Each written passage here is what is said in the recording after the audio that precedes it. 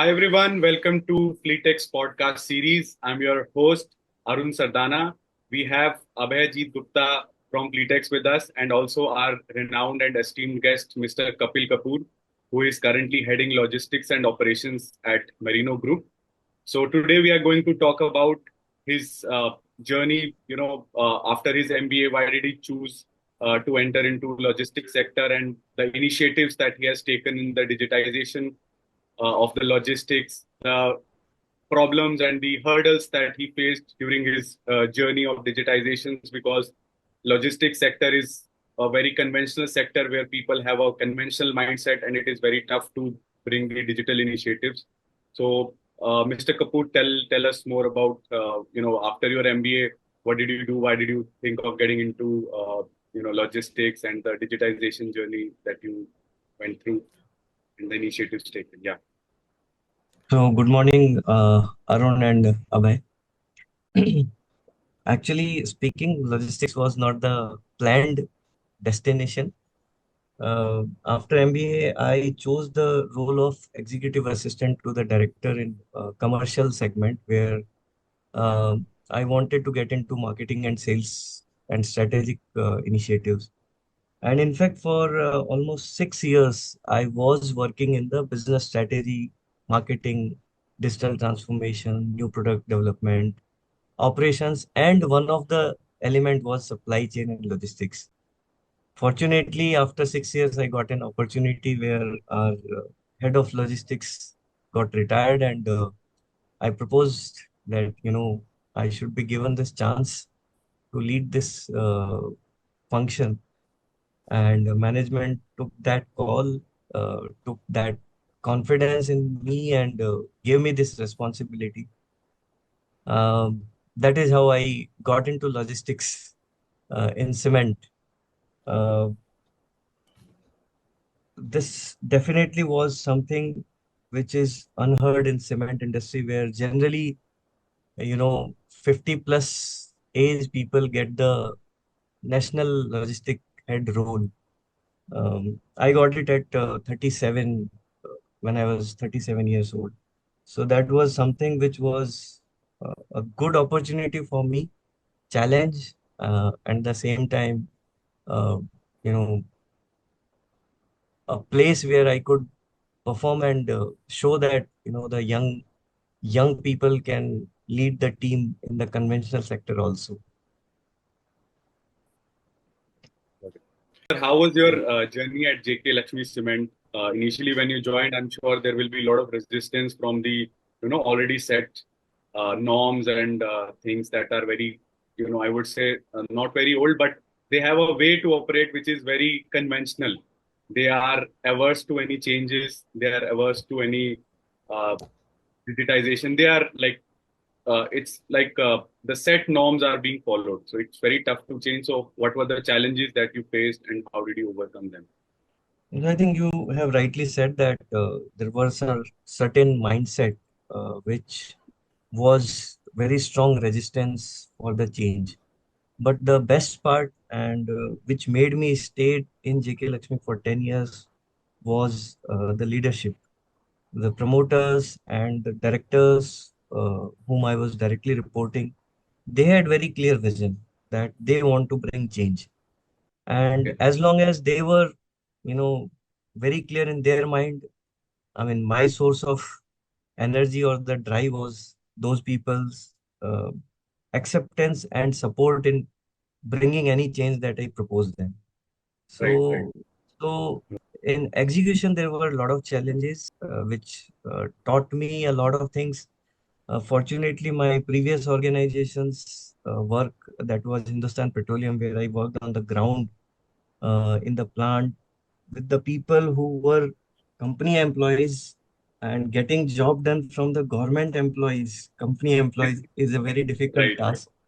So my Correct. learning for 5 years over there, that came to handy here in getting the jobs done in JK Lakshmi Cement. You have rightly said that there was a certain mindset which was very strong resistance for the change. But the best part, and which made me stay in JK Lakshmi for 10 years, was the leadership. The promoters and the directors whom I was directly reporting, they had very clear vision that they want to bring change.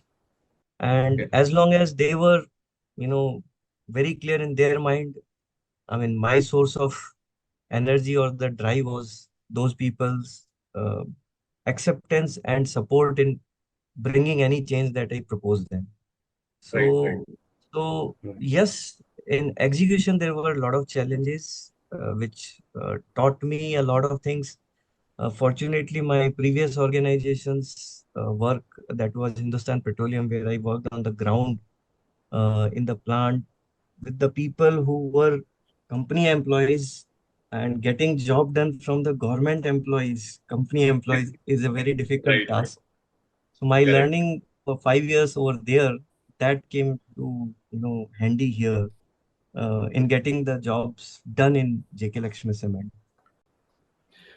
Sir, like you just said that you were having a lot of help from your promoters and the management, but that is one side of the story. Then again, like sir, you have to deal with lot of transporters also. Correct. They Yeah, are like really uh, very They form typical a cartel around. financial. They form a lobby where they will say, "Okay, Yeah, I'll disrupt your dispatch. Your sales may go down." They'll say, "Okay, मैं truck ही नहीं लगाऊंगा आपके. आप जो करना है आपको and कर लो." Those kind of things and you would definitely face when and you would be having a implementing. guy Yeah. having a guy who is very like young, so they will like think that uh, we should push him and not follow his directions of whatever so, you are suggesting. How you dealt with that? so I think Arun, uh, COVID was actually a very bad time. Again, for me, uh, it was a period when I was seeing logistics from the outside, not from the inside. I was Got it. Got it. Right. So, sir, like, just I want to add here, like, what with when I we were working with you in JK Cement, we realized that JK Lakshmi you Cement. always JK Lakshmi Cement, obviously. Sorry, that working with different, obviously, enterprises or cement companies or transporters, the kind of what you said, you follow that rule with us also or any other vendor. I think where you try to bring everybody together and try to bring the values or like the everybody should get benefit out of it. Correct. Yes. So, sir, So sir, like we would like, yeah, yeah, bhai, yeah. yeah, yeah, Arun, continue. No So, issues. sir, we would like to know some of the initiatives that while in working in JK Lakshmi, the digitization, what additions you did there. Some examples of your some stories that we would like to hear that before this was happening, but when we brought in the digitization, then these were the tangible changes that you were able to see. And you also have a history of implementing digitization previously. Also, some were successful, some were not. So tell us more about some of those examples or some stories if you would like to share. Right.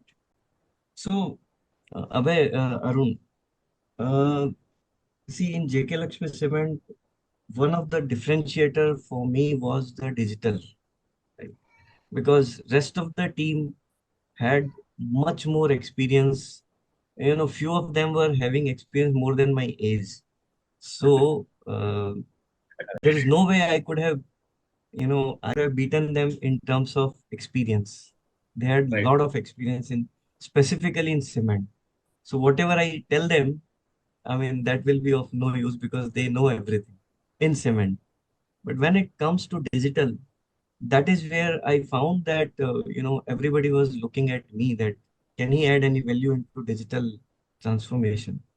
So, and because the function which I was heading or I was working had a very broad base. It it it covered, the manufacturing, it covered operations, supply chain, then sales and marketing, finance, everything. So I had Hmm. the complete portfolio because of my boss. So I could add value anywhere. Hmm. So before I got this logistic head position, uh, I tried multiple digital transformation initiatives in cement. Uh, to be named, I started selling cement through Snapdeal, and we actually did it. Right, Okay. that was not done by any cement company. And while doing that, uh, we could sell definitely for 3-4 months. We sold good cement on the online business. But then I realized that that's not sustainable because we were able to do it because Snapdeal was burning money. That's not sustainable strategy, right? So then I realized that is when I realized that service is very critical, and to provide good service, I need to map my distribution at pin code level. Right? Hmm. In cement, uh, you know, the destinations are mapped in SAP by name, not at pin code level in any cement company. So that is where the idea came to my mind that we need to define very clear territories across the globe so that you don't have to create it again and again. Hmm. So after 5-6 years, when I became the logistic head, I created, whole country was divided into 30,000 territories, Hmm. tehsil cross pin code level territories, and that actually saved a lot of money for us, and that also reduced the operational complexity in our system. uh, Hmm. I can tell you that this small initiative generated almost 8 to 10 cr value forever in the system. Okay. Hmm. So that was a very good thing. Then Salesforce implementation was done by me before logistics. But when Right. I Right. came into logistics, there were 2-3 things which were in my priority agenda. One was the SNOP, process implementation, which also includes the optimization of network optimization. That was Right. implemented, uh, which was a very big value in the cement industry. That which market to be fed by which plant and through which route. Hmm. So you are not reducing your service level, but you are just increasing your profitability by loading your least cost producing plant maximum. Right? So that was the funda. Then in the transportation, TMS system was implemented, transport management system of Oracle, that was implemented, which Hmm. brought complete integration of all the transportation related activities, starting from indenting till transporter gets the payment and we get the customer acknowledgement. All these things were brought on the same platform. Right. This platform also got integrated by uh, the track and trace related initiative, Right. where we took help from Fleetx also. In cement, this is discipline became very critical thing. So that was also Right. one of my agenda. So because of lack of discipline, a lot of value gets lost during the operation. And when I say a lot of value, uh, these are double digit crores, that our company, which is not very big company, that also got into that kind of value loss. So so with the help of Fleetx, and there are some of other partners Right. who helped us tracking all the trucks which are moving out from our plant, and Hmm. we were able to not just track their location, but we were also able to track that if material is getting unloaded to some other location than the destination, then there should Hmm. not be any freight loss, there should not be any pilferage, and all these kind of things. So Hmm. that was also a big initiative. And the last one was related to, the process improvement, whether it is inside the plant or the transportation trucking industry. Right. For example, instead of diesel truck, we could move to electric and LNG trucks. LNG truck was initiated, in the cement industry. In fact, in the country, the first company was JK Lakshmi Cement. So these Hmm. were, certain things which I tried to initiate or do within the 3 years span of my leadership in JK Lakshmi Cement. Sir, so Kapil sir, I just want to like add on your answers. Like, just want to add one more question that so we have done. You have done a lot of digitization across. Like, I think a lot of the digitization is already done in the value chain of logistic JK Lakshmi Cement. But what do you think? Like now, AI wave is coming, and everybody is talking about AI and generative AI. So what do you think, like what all you couldn't have achieved, like and now because of AI powered system we can achieve in future, like using or how can we improve the processes which are missing right now with the current digitization? What do you think of how can we improve all those processes using AI and generative AI? So, in previous organization, JK Lakshmi Cement, I realized that uh, had generative AI been uh, as mature as it could be, Mhm. I could have shifted my transportation um, model on completely AI related thing. When I say that, it means today my destinations and my source points are fixed before truck is being placed, and freight is also predefined. I would have moved it to to a new model where source is fixed, destination is tentatively fixed. I mean, directionally it is fixed, but wherever the material goes and finally the trip ends, I'll pay based on that distance which the transporter has traveled, rather than giving him the payment for a fixed point, whether he moves, 50 kilometer ahead or 50 kilometer backward. Now, the two benefit which I could have received by this is one, customer service level would have increased tremendously because then I am Correct. not binding him to a particular location. He could have traveled, I mean, the truck could have traveled 50, 60 kilometer radius anywhere. Right? And the second thing is whatever kilometer transporter has traveled, he will also not get a loss because of traveling further or the backward, uh, you know, because he has Unload. no other choice. He has already taken the material, so he has to deliver, right? He Right. has to get Correct. his emptied out. So that is where they are getting heat. So this could have been a very big change in So the new basically, organization. yes, sir. Yes, sir. Continue. So I'm just adding. So basically, you are talking about pay as you go, like something Yeah, like Uber, Ola. yeah. And Okay. in the new organization, I feel other than logistics, the demand forecasting plays a very critical role because in cement there are only 4 5 SKUs versus in my current organization it's more than 3,000 4,000 SKUs. Now for Mhm. 4,000 SKUs, if you have to fulfill your commitment, service level commitment in the market, you need to have very very strong visibility or the forecasting of the your demand pattern, and that can reduce the inventory level tremendously.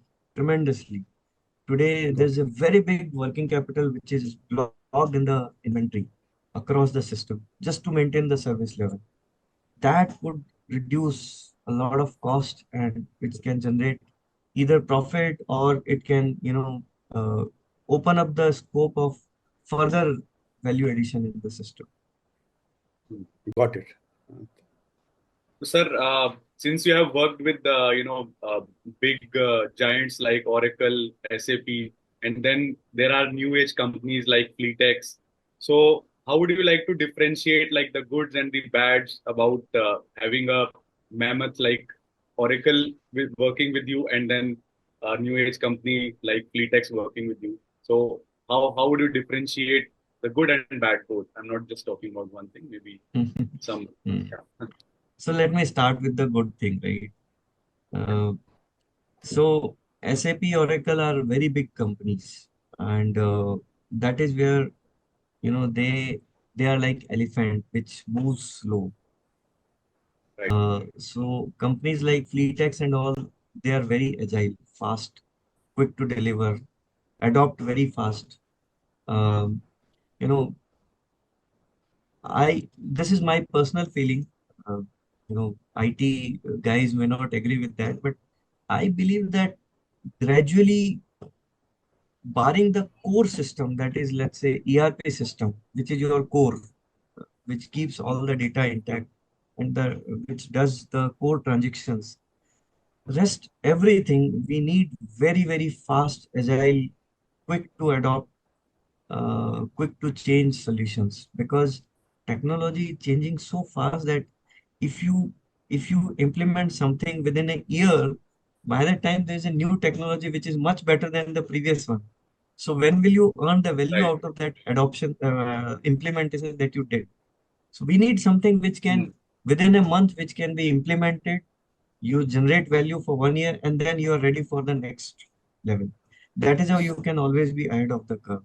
So that is where I realized that the startups, they had that kind of inclination, mindset, and culture versus the big companies like SAP, Oracle. They are very slow.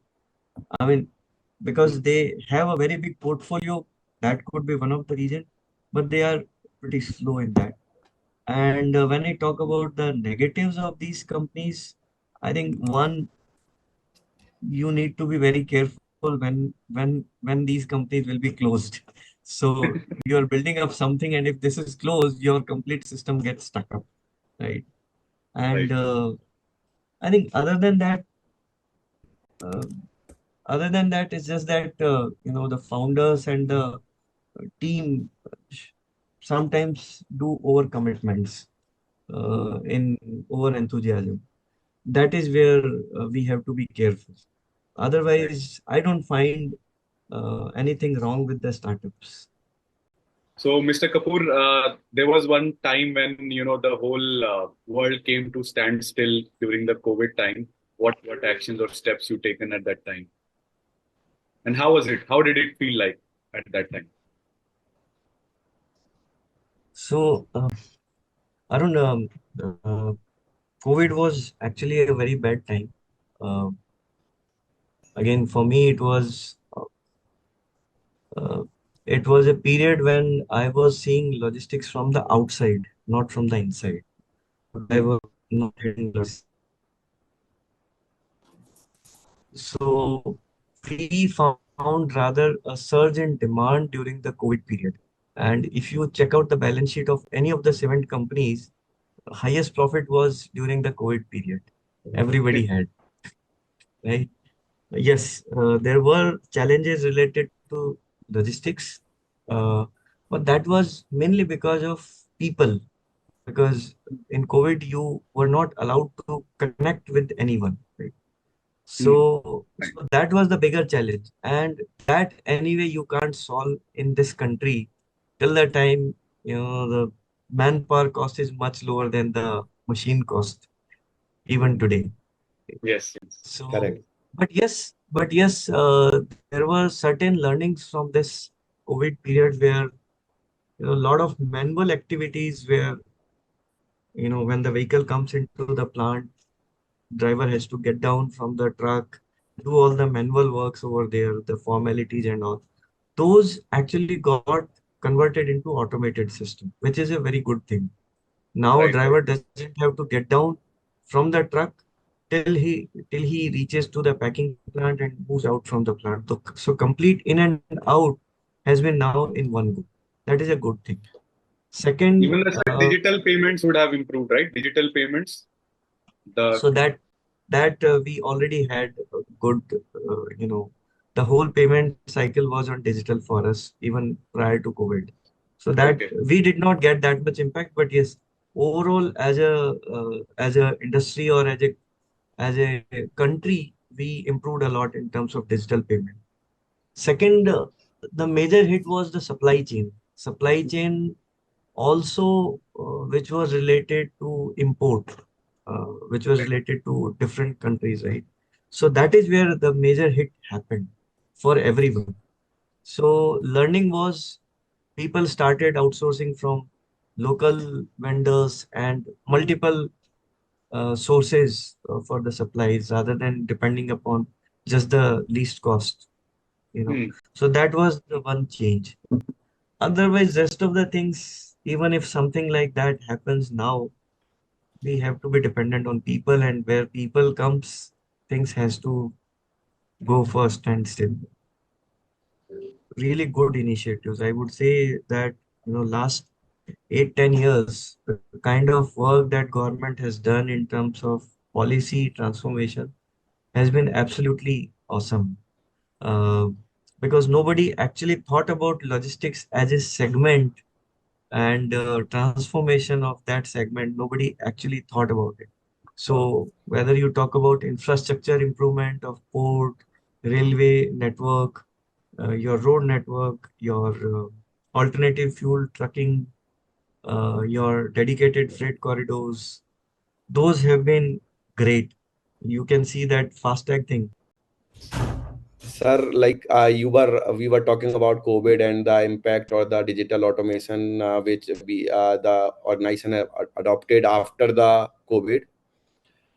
Just I want to add the question how the government initiatives like ULIP, NLP are helping the logistic and supplies chain right now, currently, like if you can give us some insights into it. So yes, Abhay, government's focus for last 8-10 years on the digital transformation and the policy transformation in logistics sector has been very good. Now they've started thinking globally that how can India be very competitive, and NLP also speaks about that. Our logistic cost in terms of GDP is almost 14 to 15%, versus other countries it's at 8%, right? One of the factor is railway railroad coefficient that is quite low for us when we compare it from the Western world. And that is where the government has taken initiative. Rail minister has also taken initiative. And I mean, I had couple of meetings with them, railway minister. So they are very clearly thinking that they need to increase their rail infrastructure so that the percentage and the rail coefficient increases, which will reduce the cost for the entire country logistic cost, right? Uh, the road minister Nitin Gadkari ji, he is taking so great initiatives that the road infrastructure has improved like anything. Ports are great, improving. Waterways has already started. I mean, I never thought that in this country that these kind of things will happen. Even the FASTag, during the COVID, he committed that we will do the FASTag and he implemented it. And so smoothly it's running. So there are a lot of Yes. things that government is doing. Similarly, you said about ULIP. This has been only into the idea term, but now it is happening. There are 900 companies which has already participated or integrated their system on the ULIP and taking data out of that. And as I recently heard about Mr. Gadkari, that he has done the trial with GPS related toll deduction. Yes. So, so these kind of things, he's thinking, 5-10 years ahead of time for the country, and I believe this will bring a very big transformation. Like mobile phone industry, you see, within couple of years we were, highest in the world. So similarly, I believe that some of the things we should be doing the best across the globe. So, sir, now we would like to talk about the, I would say the major drivers who are on road, who are actually driving this complete logistics sector for us. They are like background heroes, which who do not get a lot of importance. They are mostly underpaid. There are a lot of accidents that happen on road, right? And the law enforcement is also very stringent on any accident that happens through truck. So uh, I feel that we blame that drivers are doing some wrong stuff, adulteration of coal they are doing, or all those things that they do. But in reality, they are really underpaid when you compare it to other developed and developing economies like China and US, right? So, what do you think that what is the major gap here, the reason for underpayment, and what are the initiatives you think government should take, or what is the way forward for them in terms of every aspect, salary, safety, everything? Oh yeah. So I just want to add to Arun questions. What I saw as working into this industry, like that the on ground people, it can be driver or anybody on the plants also. The conditions are not that favorable to those Yeah. guys. Even the These are remote AC areas. Gadkari ji now mandated that the cabin should be air conditioned, but they are like driving in heat wave all the times. So, sir, I just like Arun was talking about the drivers, but I just as a logistic head, lot of people are on the ground, like not alone drivers on the Mm-hmm. plant who are managing the supply Correct. chain. So as a like logistic head or like CLO, like what do you think, like sir, how can we improve the safety or like the of these drivers or these people, and what we should do like as a industry so that the working condition can improve for these guys also? Correct. So, see, I think as an industry, we all understand, appreciate, and acknowledge the effort by the drivers because they have to stay away from their family for quite a long time, long journey. It's not easy. It's not easy, no doubt about it. But whatever efforts that we are doing, those are still superficial or, at a very uh, top level, not to the deep, not deep rooted, enough deep rooted. Because I see a lot of companies, startups, which are helping them in doing good training, good driving practices. That even companies like Cement and others, they are also doing all these kind of training. They are giving insurance. They are trying to help them out in making their life better. Right? But there is a culture which is not letting them come out of their conventional way of working. And that culture comes from the family background or the kind of upbringing that they had. Right. So that is not a 1 or 2 years effort. It's a very long effort where something even deeper correction requirement is there. So through technology you can help them in getting those things done faster. But until unless the mindset gets changed that yes, we have to go back to our home, so we have to be safe, we have to drive safely. Uh, it's slightly difficult. Um, when you talk about what all things can we do, so probably one is, uh, while driving, if we can give them a good ambience in the cabin. The new trucks which are coming up, I think government has already created norms that there should be AC and all those stuffs. So I think that is a good initiative because at least now, they will not have that kind of complaint that, they are not working in a good ambience. Ambience is very important. Right. Second, there are some technology-driven systems which keep tracking their eyes, whether they are feeling drowsy, they are sleeping, or they are distorted, disconnected. So those kind of things will also help continuously triggering them or giving them the feedback that you have to be attentive with. Regarding salary, I think transporters don't mind paying, right salary to them. But drivers community also has to come out of it, come out of the habit of, you know, enjoying this mirchi dhania attitude. You know, this is Right. this is this is our core thing that if you get some free dhania and mirchi, you always like that rather Sort of than Indian mentality, yeah, you so can say. that gives special pleasure that if they earn something without telling to their transporter, they feel pride that yes, मैंने इतना बचा लिया. वो mentality से जब तक driver बाहर नहीं आएगा ना, nobody can help them out. Right. And Right. you talked about what initiatives the companies are taking. So there are a lot of things that companies are taking, even giving them training, distributing them some health related support, their family kids scholarships. So there are a lot of things that companies are doing to help the drivers and the supervisors and the team, you know, down below to come out of their current level, uh, so that um, so that they can all their family, at least next generation, they at least gets a better life. Right, right. So, So, sir, yeah, Wesley.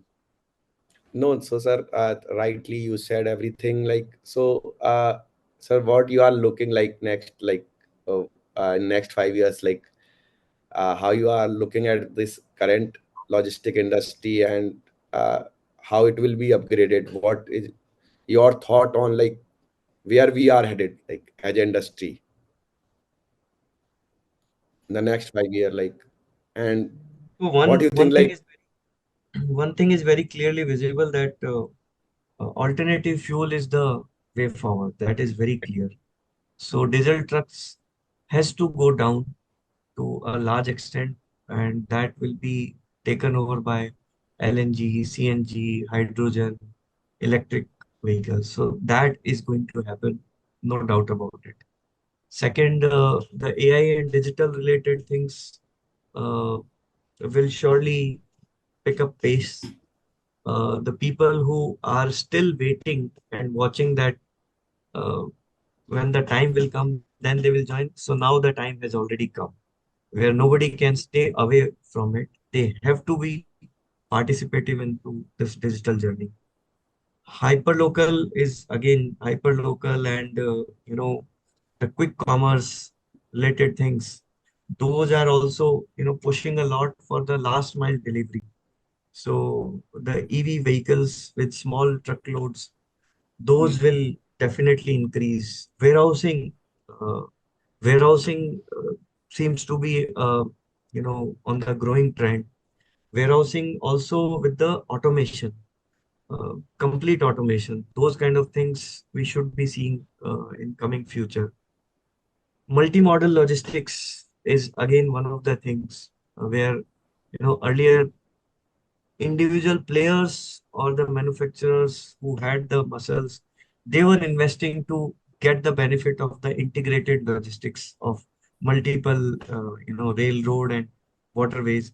Now government is investing money into this, so that will help even the small player to do the multimodal logistics, which will definitely reduce the cost. So I'm pretty sure that cost will definitely go down as an industry or as in country for the logistics point of view. And the service level, transparency, visibility will definitely going to improve through the digitization.